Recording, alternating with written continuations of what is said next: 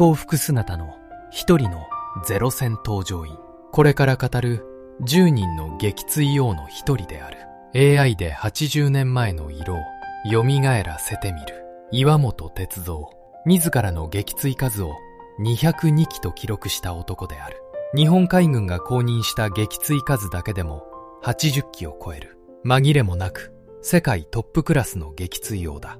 愛機には霊戦虎鉄と書き、自らを名刀になぞらえた。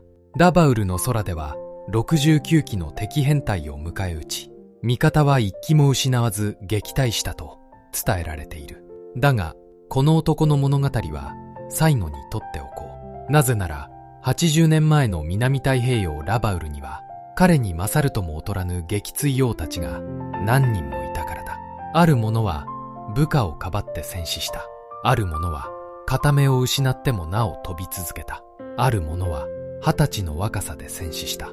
世界最強と謳われたゼロ戦とそのゼロ戦を操った男たち。これはラバウルの空をかけた10人の侍たちの記録である。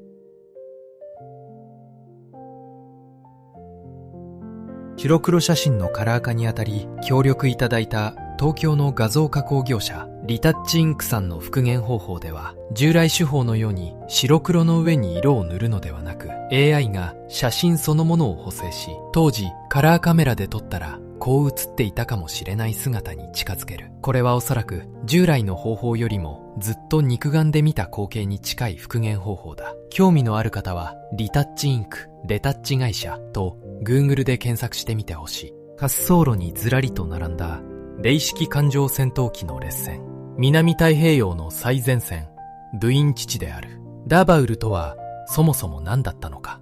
ニューブリテン島に置かれた日本軍最大級の航空基地である。ここを拠点に日本とアメリカは南太平洋の制空権を奪い合った。開戦当初、ゼロ戦とその搭乗員は連合軍にとって悪夢だった。軽快な格闘戦で圧倒し、次々と敵機を落としていく。だがアメリカは黙って見ていなかった。ゼロ戦に対抗する新型機コルセアやヘルキャットを投入。さらに桁違いの数の飛行機と物量で押し寄せてきた。昭和18年4月、山本五十六が指揮した伊号作戦。ブイーンから飛び立ったゼロ戦隊はガダルカナル上空で米軍機と激突した。日本側は41機を撃墜したと発表する。だが米軍の記録では失われた戦闘機はわずか7機だった。戦果は大きく膨らまされていたのである。華々しい発表の裏で日本のゼロ戦隊はすり減っていった。腕の立つベテラン搭乗員ほど前線で先に倒れていく。補充は追いつかず、生き残った者の肩には負担がのしかかる。ゼロ戦無敵の時代は静かに終わろうとしていた。その消耗戦の空でなお戦い続けた男たちがいる。これからその10人を一人ずつ紹介していこう。酒井三郎、海軍中尉、佐賀県の出身、ゼロ戦乗りの代名詞、大空の侍である。日本で最も有名なゼロ戦搭乗員と言っていい。1916年、貧しい農家に生まれた。貧しさの中で海軍に志願し、操縦員への道をつかみ取る。そして対南航空隊の一員としてラバウルへ進出した。並外れた空戦の技量で酒井は次々と敵機を落としていく。その撃墜数は60機を超えたとも言われる。だが昭和17年8月7日、ガダルカナル島の上空で酒井は敵の爆撃機の群れに近づきすぎた。後部銃座からの一斉射撃が酒井の頭部を撃ち抜く。右目を失い、左半身は麻痺した。朦朧とする意識の中で、それでも酒井は操縦桿を握り続けた。飛ぶこと4時間半。血まみれのまま奇跡的にラバウルへ生還したのである。片目を失ってもなお、酒井は空にこだわり飛び続けた。そして戦後、自らの体験を綴った著書大空の侍は世界中で読まれる不朽の記録となった。先に戦死した戦友たちのことを酒井は語り続けた。2000年、84歳でこの世を去るまで。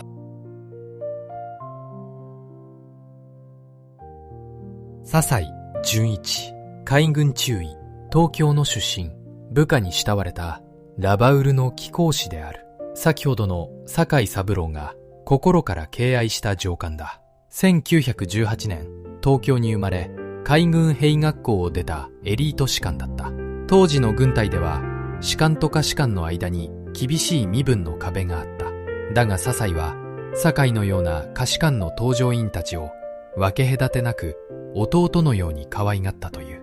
そして自らも並ぶもののない撃墜王だった。その強さから笹井はラバウルのリヒトホーフェンと呼ばれる。リヒトホーフェンとは第一次大戦で活躍したドイツの撃墜王の名だ。だが昭和17年8月26日、ガダルカナルのヘンダーソン飛行場の上空で笹井はアメリカ海兵隊のエースと正面からぶつかった。マリオン・カール。二人の撃墜王は低空で1対1の死闘を繰り広げる。そして笹井機はカールの射撃を受け、海岸線の上空で火を吹いた。24歳だった。数ヶ月の入院していた酒井三郎はこの死を知らされる。最も尊敬する人を失い、酒井は声を上げて泣いたという。太田敏夫、海軍飛行兵曹長、長崎県の出身。酒井西沢と並ぶラバウルのサンバガラスの一人である。酒井三郎、西沢博義、そして太田。この三人はその抜群の腕からラバウルのサンバガラスと呼ばれた。1919年、長崎に生まれる。酒井や西沢と共に対南港空対でラバウルの空をかけた。息の合った編隊飛行で三人は次々と敵機を落としていく。太田自身の撃墜数も30機を超えた。だが、笹井純一の戦死からおよそ2ヶ月の昭和17年10月21日、太田もまたガダルカナル上空でアメリカ軍機との交戦中に帰らぬ人となった。23歳だった。サンバガラスのうち、酒井は負傷で内地へ送られ、ラバウルに残されたのは西沢ただ一人となった。腕利きの搭乗員たちが次々とこの空で戦死していく。ラバウルの消耗戦とはそういう戦いだったのである。小町定海軍飛行兵曹長、石川県の出身。真珠湾から終戦まで戦い抜いた不死身の搭乗員である。ここまで戦死の話が続いた。だがラバウルには生き延びた男たちもいる。小町はその一人だ。1920年、石川県に生まれた。昭和16年12月、空母昇格の一員として真珠湾攻撃に参加。開戦から海軍航空隊の主要な戦いを生き抜いてきた。そして昭和18年12月、小町はラバウルの第253航空隊に着任する。この頃のラバウルはアメリカ軍の攻撃が日ごとに激しさを増していた。来る日も来る日も押し寄せる敵機との空戦。小町も幾度となく死の淵を除いた。それでも撃墜した敵機は18機を超える。幾多の視線をくぐり抜け、小町は生きてラバウルを離れた。終戦の日も小町は生きていた。それどころか、終戦から3日後の8月18日、小町は市電海に乗り、アメリカ軍の B-32 爆撃機を迎え撃った。太平洋戦争で日本軍が戦った最後の空中戦の一つである。戦後、小町定は2012年まで生きた。92歳。戦死していった仲間たちのことを語り継ぐ生き証人として。谷水武雄、海軍上等飛行兵曹、三重県の出身。海の母を持つ18機撃墜のエースである。1919年、三重県に生まれた。母は海に潜って漁をする海だったという。その息子は海軍の搭乗員となった。空母随角などを経て、昭和18年11月、谷水はラバウルへ進出する。そして初めての実戦。谷水はいきなりアメリカ軍の P-38 戦闘機を2機撃墜してみせた。以後、ラバウルとその周辺で谷水は腕を上げていく。撃墜数は18機を数えた。戦争の後半、谷水は中国大陸の沿岸でも戦い、一度は敵機に撃墜され、大やけどを負う。それでも回復し、再び空へ戻った。そして、九州の宇佐基地で終戦を迎える。谷水もまた、生きてラバウルの空をくぐり抜けた一人だった。戦後を生き、2008年、88歳でこの世を去っている。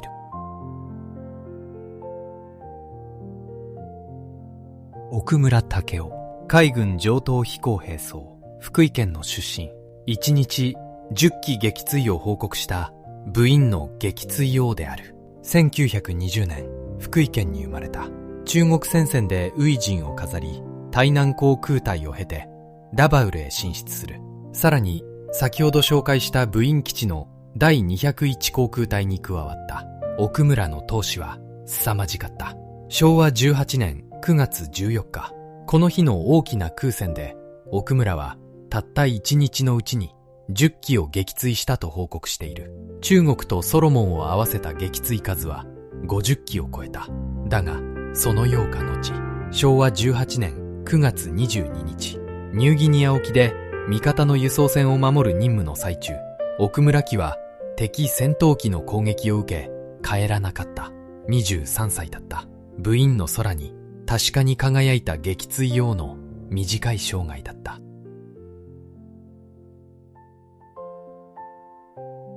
角田和夫、海軍中尉、千葉県の出身、特攻の援護を綴った修羅の翼の著者である。1918年、千葉県に生まれた。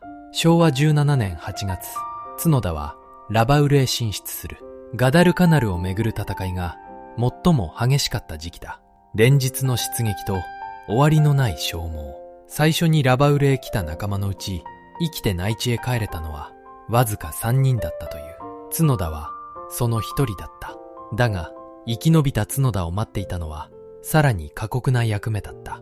戦争末期、角田は特攻隊の援護を命じられる。体当たりに向かう若者たちにゼロ戦で付き添い、その突入を最後まで見届ける任務である。自分は生きたまま仲間を父へ送り続ける。その壮絶な日々を角田は戦後、修羅の翼という本に書き残した。生き残った者には生き残った者の地獄があったのである。角田和夫は2013年94歳まで生きた。特攻で死んでいった若者たちのことを語り続けながら。杉田正一、海軍飛行兵曹長、新潟県の出身。70機以上を撃墜した若き撃墜王である。1924年、新潟県に生まれた。この10人の中でも最も若い世代の一人だ。昭和17年10月、ラバウルの第204航空隊へ、たちまち頭角を現し、部隊で最も多くの敵機を落とす。そして、昭和18年4月18日、伊号作戦の最中、杉田は重大な任務に就いていた。連合艦隊司令長官、山本五十六。その搭乗機を護衛するゼロ戦隊の一人だったのである。だが、この日、アメリカ軍は山本機を待ち伏せていた。杉田たちは必死に応戦し、敵機を2機落とす。しかし、守るべき長官機は撃墜されてしまった。山本五十六、戦死。杉田にとって生涯忘れられない日となった。その後も杉田は戦い続け、撃墜数は70機を超えたという。だが、昭和20年4月15日、鹿屋基地で杉田機が離陸しようとしたまさにその瞬間、アメリカ軍の F6F が奇襲をかけてきた。飛び立つ間もなく、杉田機は撃墜され、炎に包まれた。20歳だった。石沢博義、海軍飛行兵曹長、長野県の出身、ラバウルの魔王と恐れられた撃墜王である。酒井三郎、太田敏夫と共にラバウルのサンバガラスと呼ばれた一人。だが、その酒井は負傷で内地へ送られ、太田は戦死した。サンバガラスでただ一人ラバウルに残された西沢派。それでも来る日も来る日も敵機に立ち向かい続けた。公認された撃墜数は87機。自らは147機を落としたと記録している。紛れもなく、日本海軍を代表する撃墜王だった。だが、昭和19年10月26日、新しい戦闘機を受け取るため、西沢羽輸送機に乗っていた。操縦桿を握る自分のゼロセはない。その輸送機がフィリピンのミンドロ島上空でアメリカ軍のヘルキャットに撃墜された。空では誰にも落とされなかった魔王が自分では操縦できない輸送機の中で命を落としたのである。24歳だった。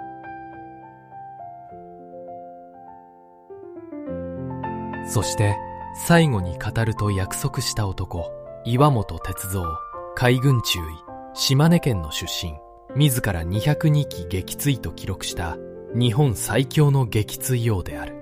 愛機に泥線虎鉄と書いたあの男だ。冒頭で紹介したこの一枚をもう一度見てほしい。岩本は1916年樺太で生まれ、島根県で育った。開戦前から空母に乗り、中国戦線ですでに名を挙げていた。そして昭和18年11月、岩本はラバウルの防空戦に加わる。この頃のラバウルは連日大編隊の敵機が押し寄せていた。すでに多くの仲間がこの空で戦死していた時期である。だが岩本はその猛攻の中で驚異的な強さを見せつけた。